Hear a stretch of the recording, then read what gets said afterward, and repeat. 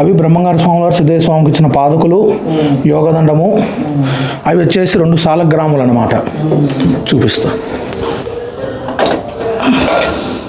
ఇవి సాలగ్రాములు అన్నమాట.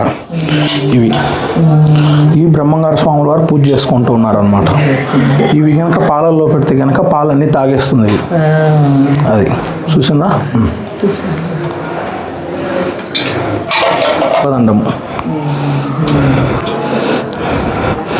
సిద్ధయ్య స్వాముల వారు బ్రహ్మంగారు స్వాముల దగ్గరికి పోయి పూజ చేసుకొని వచ్చి ఇక్కడికి వచ్చి అక్కడ రోజు ఇక్కడ వెలుతురు లేదు కదా, అప్పుడు విద్యుత్ లేదు కాబట్టి సిద్ధయ్య స్వాముల వారు మంచినీళ్ళతో వెలిగించిన జ్యోతి అది. ఇప్పుడు దాన్ని మేము ఒత్తేసుకుంటూ ఆనందం వేసుకుంటూ ఆ వెలుగుని అట్నే కాపాడుకుంటూ వస్తాం అనమాట. అప్పటి నుంచి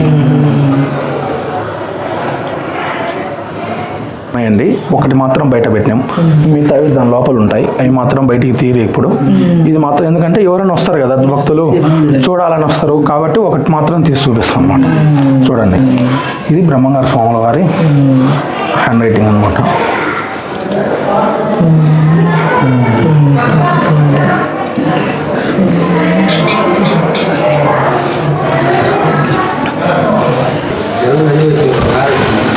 వస్తాను